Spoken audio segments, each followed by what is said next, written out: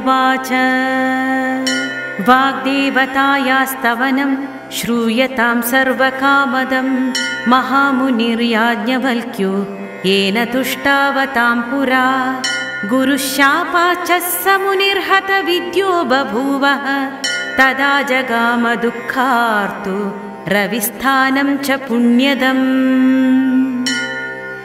सम्प्राप्य तपसा सूर्यं कोणार्के दृष्टिगोचरे तुष्टाव सूर्यं शोकेन रुरोदच्च पुनः पुनः सूर्यस्तं पाठयामास वेदवेदाङ्गमीश्वरः उवाचस्तु हि वाग्देवीं भक्त्या च स्मृतिहेतवे तमित्युक्त्वा दीननाथो ह्यन्तर्धानं जगामसः मुनिस्नात्वा च तुष्टाव भक्तिनम्रात्मकन्धरः याज्ञवल्क्य उवाच कृपां कुरु जगन्मातर्मामेवं हततेजसं गुरुशापात् स्मृतिभ्रष्टं विद्याहीनं च दुःखितं ज्ञानं देहि स्मृतिं देहि विद्यां विद्याधिदेवते प्रतिष्ठां कवितां देहि शक्तिं शिष्यप्रबोधिकाम् ग्रन्थनिर्मितशक्तिं च सच्छिष्यं सुप्रतिष्ठितं प्रतिभां सत्सभायां च विचारक्षमतां शुभां लुप्तां सर्वां दैववश्यानवं कुरु पुनः पुनः यथाङ्कुरं जनयति भगवन्योगमायया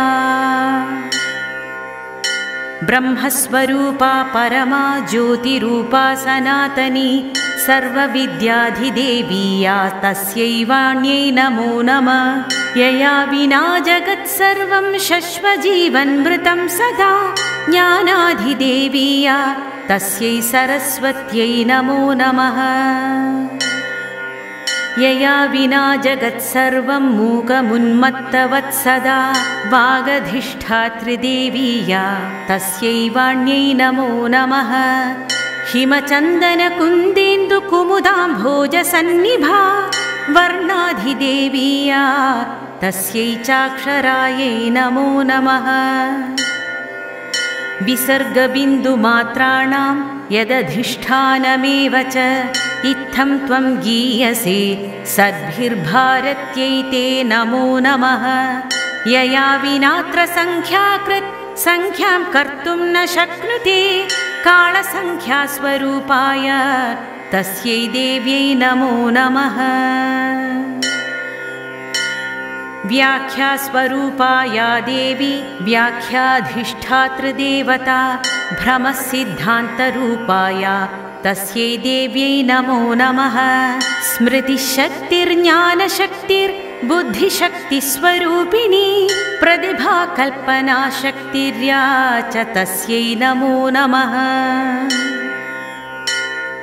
सनत्कुमारो ब्रह्माणं ज्ञानं प्रवच्छयत्र वै बभूव जडवत्सोऽपि सिद्धान्तं कर्तुमक्षमः तदा जगाम भगवानात्मा श्रीकृष्ण ईश्वरः उवाच सत्तमं स्तोत्रं वाण्या इति विधिं तदा स च तुष्टावतां ब्रह्मा याज्ञया परमात्मनः चकारत्तत्प्रसादेन तदा सिद्धान्तमुत्तमं यदाप्यनन्तं प्रवच्छ ज्ञानमेकं वसुन्धरा बभूव मूकवत्सोऽपि सिद्धान्तं कर्तुमक्षमः तदा त्वां च स तुष्टाव सन्त्रस्तकश्यपाज्ञया ततश्चकार सिद्धान्तं निर्मलं भ्रमभञ्जनं व्यासपुराणसूत्रं च समपृच्छत वाल्मीकिं मौनीभूत सस्मार त्वामेव जगदाम्बिकाम् तदा चकार सिद्धान्तं त्वद्वरेण मुनीश्वर सप्राप निर्मलं ज्ञानं प्रमादध्वंसकारणं पुराणं सूत्रं श्रुत्वा स व्यासकृष्णकलोद्भवः त्वां शिशेवे च दध्यौ च शतवर्षं च पुष्करे तदा त्वत्तो वरं प्राप्य स कवीन्द्रो बभूवः तदा वेदविभागं च पुराणानि चकारः यदा महेन्द्रे प्रपच्छ तत्त्वज्ञानं शिवाशिवं क्षणं त्वामेव सञ्चिन्त्य तस्यै ज्ञानं दधौ विभुः प्रपच्छ शब्दशास्त्रं च महेन्द्रश्च बृहस्पतिं दिव्यं वर्षसहस्रं च स त्वां दध्वौ च पुष्करे तदा तत्त्वो वरं प्राप्य दिव्यं वर्षसहस्रकम् उवाच शब्दशास्त्रं च तदर्थं च सुरेश्वरम्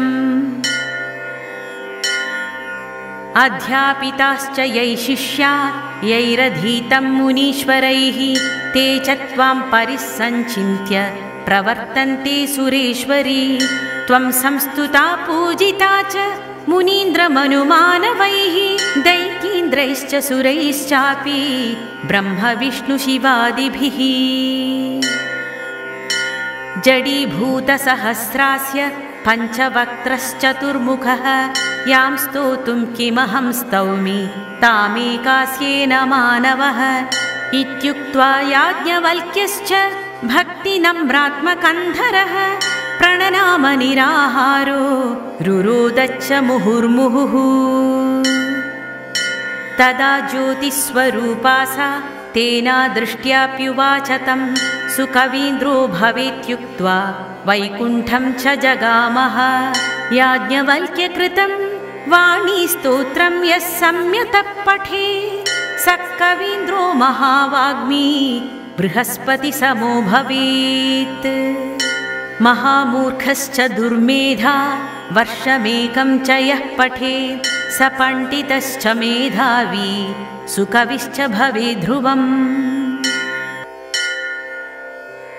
नारायण उवाच वाग्देवतायास्तवनं श्रूयतां सर्वकामदं महामुनिर्याज्ञवल्क्यो येन तुष्टावतां पुरा गुरुशापाच्च स मुनिर्हतविद्यो बभूवः तदा जगाम दुःखार्तो रविस्थानं च पुण्यदम् सम्प्राप्य तपसा सूर्यं कोणार्के दृष्टिगोचरे तुष्टाव सूर्यं शोकेन रुरोदच्च पुनः पुनः सूर्यस्तं पाठयामास वेदवेदाङ्गमीश्वरः उवाच स्तुहि वाग्देवीं भक्त्या च स्मृतिहेतवे तमित्युक्त्वा दीननाथो ह्यन्तर्धानं जगामसः मुनिस्नात्वा च तुष्टाव भक्तिनम्रात्मकन्धरः याज्ञवल्क्य उवाच कृपां कुरु जगन्मातर्मामेवं हततेजसं गुरुशापात् स्मृतिभ्रष्टं विद्याहीनं च दुःखितं ज्ञानं देहि स्मृतिं देहि विद्यां विद्याधिदेवते प्रतिष्ठां कवितां देहि शक्तिं शिष्यप्रबोधिकाम् ग्रन्थनिर्मितशक्तिं च सच्छिष्यं सुप्रतिष्ठितं प्रतिभां सत्सभायां च विचारक्षमतां शुभां लुप्तां सर्वं दैववश्यानवं कुरु पुनः पुनः यथाङ्कुरं जनयति भगवन्योगमायया ब्रह्मस्वरूपा परमा ज्योतिरूपा सनातनी सर्वविद्याधिदेवी या तस्यै वाण्यै नमो नमः यया विना जगत्सर्वं शश्वजीवन्मृतं सदा ज्ञानाधिदेवी या तस्यै सरस्वत्यै नमो नमः यया विना जगत्सर्वं मूकमुन्मत्तवत्सदा वागधिष्ठात्रिदेवी या तस्यै वाण्यै नमो नमः हिमचन्दनकुन्देन्दुकुमुदाम्भोजसन्निभा वर्णाधिदेवी या तस्यै चाक्षरायै नमो नमः विसर्गबिन्दुमात्राणां यदधिष्ठानमेव च इत्थं त्वं गीयसे सद्भिर्भारत्यै ते नमो नमः यया विनात्र संख्याकृत् संख्यां कर्तुं न शक्नुते कालसङ्ख्यास्वरूपाय तस्यै देव्यै नमो नमः। व्याख्यास्वरूपाया देवी व्याख्याधिष्ठातृदेवता भ्रमसिद्धान्तरूपाया तस्यै देव्यै नमो नमः। स्मृतिशक्तिर्ज्ञानशक्तिर्बुद्धिशक्तिस्वरूपिणी प्रतिभाकल्पनाशक्तिर्या च तस्यै नमो नमः। सनत्कुमारो ब्रह्माणं ज्ञानं प्रवच्छयत्र वै बभूव जडवत्सोऽपि सिद्धान्तं कर्तुमक्षमः। तदा जगाम भगवानात्मा श्रीकृष्ण ईश्वरः उवाच सत्तमं स्तोत्रं वाण्या इति विधिं तदा।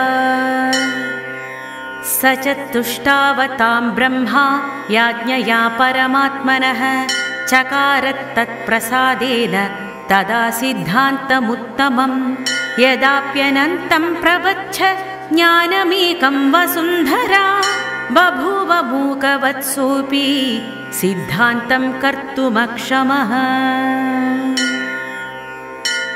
तदा त्वां च स तुष्टाव सन्त्रस्तकश्यपाज्ञया ततश्चकार सिद्धान्तं निर्मलं भ्रमभञ्जनं। व्यासपुराणसूत्रं च समपृच्छत वाल्मीकिं मौनीभूत सस्मार त्वामेव जगदाम्बिकाम्। तदा चकार सिद्धान्तं त्वद्वरेण मुनीश्वर सप्राप निर्मलं ज्ञानं प्रमादध्वंसकारणं।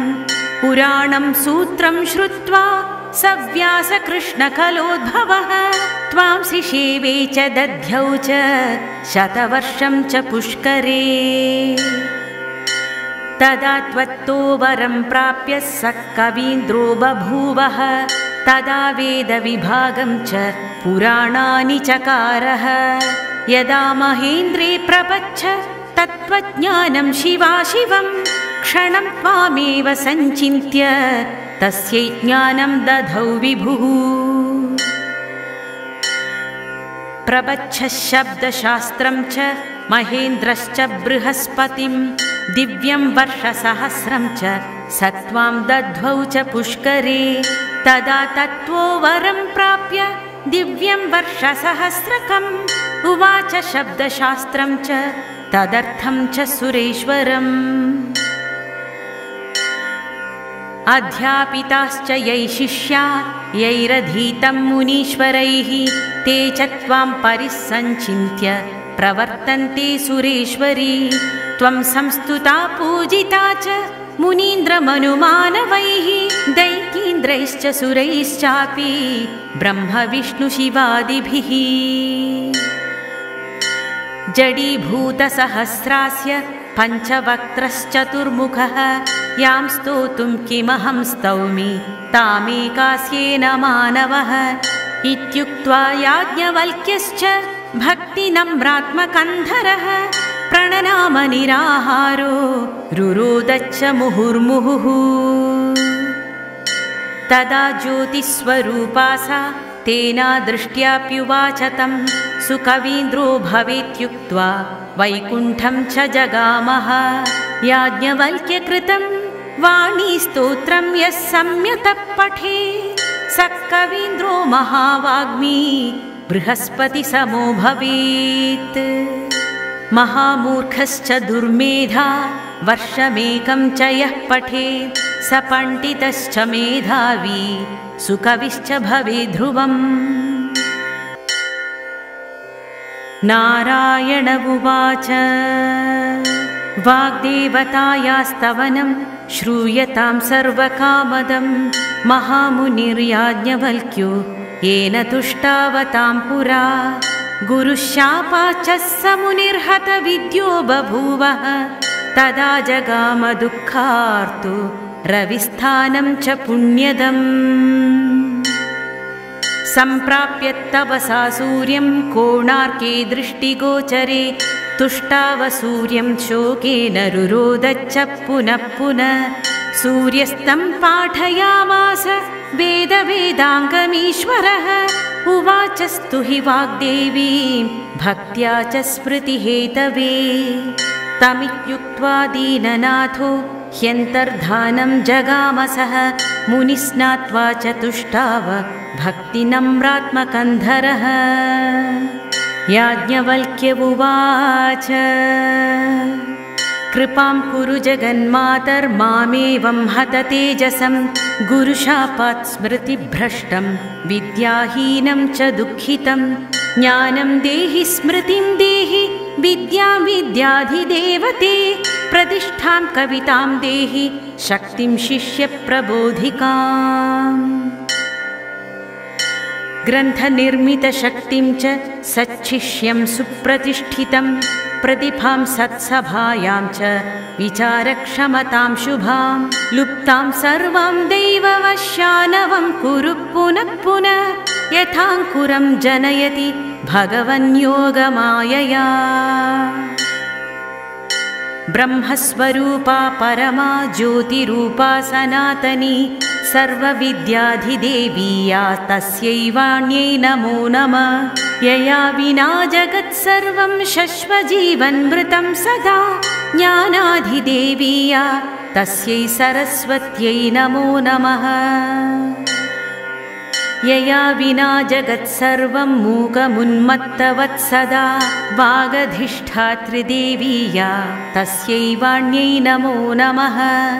हिमचन्दनकुन्देन्दुकुमुदाम्भोजसन्निभा वर्णाधिदेवीया तस्यै चाक्षरायै नमो नमः। विसर्गबिन्दुमात्राणां यदधिष्ठानमेव च इत्थं त्वं गीयसे सद्भिर्भारत्यै ते नमो नमः। यया विनात्र संख्याकृत् संख्यां कर्तुं न शक्नुते कालसंख्यास्वरूपाय तस्यै देव्यै नमो नमः। व्याख्यास्वरूपाया देवी व्याख्याधिष्ठातृदेवता भ्रमसिद्धान्तरूपाया तस्यै देव्यै नमो नमः। स्मृतिशक्तिर्ज्ञानशक्तिर्बुद्धिशक्तिस्वरूपिणी प्रतिभा कल्पनाशक्तिर्या च तस्यै नमो नमः। सनत्कुमारो ब्रह्माणं ज्ञानं प्रवच्छयत्र वै बभूव जडवत्सोऽपि सिद्धान्तं कर्तुमक्षमः। तदा जगाम भगवानात्मा श्रीकृष्ण ईश्वरः उवाच सत्तमं स्तोत्रं वाण्या इति विधिं तदा। स च तुष्टावतां ब्रह्मा याज्ञया परमात्मनः चकारत्तत्प्रसादेन तदा सिद्धान्तमुत्तमं। यदाप्यनन्तं प्रवच्छ ज्ञानमेकं वसुन्धरा बभूव मूकवत्सोऽपि सिद्धान्तं कर्तुमक्षमः। तदा त्वां च स तुष्टाव सन्त्रस्तकश्यपाज्ञया ततश्चकार सिद्धान्तं निर्मलं भ्रमभञ्जनं। व्यासपुराणसूत्रं च समपृच्छत वाल्मीकिं मौनीभूत सस्मार त्वामेव जगदाम्बिकाम्। तदा चकार सिद्धान्तं त्वद्वरेण मुनीश्वर सप्राप निर्मलं ज्ञानं प्रमादध्वंसकारणं। पुराणं सूत्रं श्रुत्वा स व्यासकृष्णकलोद्भवः त्वां शिशेवे च दध्यौ च शतवर्षं च पुष्करे। तदा त्वत्तो वरं प्राप्य स कवीन्द्रो बभूवः तदा वेदविभागं च पुराणानि चकारः। यदा महेन्द्रे प्रपच्छ तत्त्वज्ञानं शिवाशिवं क्षणं त्वामेव सञ्चिन्त्य तस्यै ज्ञानं दधौ विभुः। प्रपच्छ शब्दशास्त्रं च महेन्द्रश्च बृहस्पतिं दिव्यं वर्षसहस्रं च सत्त्वां दध्वौ च पुष्करे। तदा तत्त्वो वरं प्राप्य दिव्यं वर्षसहस्रकम् उवाच शब्दशास्त्रं च तदर्थं च सुरेश्वरम्। अध्यापिताश्च यै शिष्या यैरधीतं मुनीश्वरैः ते च त्वां परिसञ्चिन्त्य प्रवर्तन्ते सुरेश्वरी। त्वं संस्तुता पूजिता च मुनीन्द्रमनुमानवैः दैतीन्द्रैश्च सुरैश्चापि ब्रह्मविष्णुशिवादिभिः। जडीभूतसहस्रास्य पञ्चवक्त्रश्चतुर्मुखः यां स्तोतुं किमहं स्तौमि तामेकास्येन मानवः। इत्युक्त्वा याज्ञवल्क्यश्च भक्तिनम्रात्मकन्धरः प्रणनाम निराहारो रुरोदच्च मुहुर्मुहुः। तदा ज्योतिस्वरूपा सा तेना दृष्ट्याप्युवाच तं सुकवीन्द्रो भवेत्युक्त्वा वैकुण्ठं च जगामः। याज्ञवल्क्यकृतं वाणीस्तोत्रं यः सम्यक् पठे स कवीन्द्रो महावाग्मी बृहस्पतिसमो भवेत्। महामूर्खश्च दुर्मेधा वर्षमेकं च यः पठे स पण्डितश्च मेधावी सुकविश्च भवेत् ध्रुवम्। इति श्रीब्रह्मवैवर्ते महापुराणे प्रकृतिखण्डे नारदनारायणसंवादे याज्ञवल्क्योक्तवाणीस्तवनं नाम पञ्चमोऽध्यायः।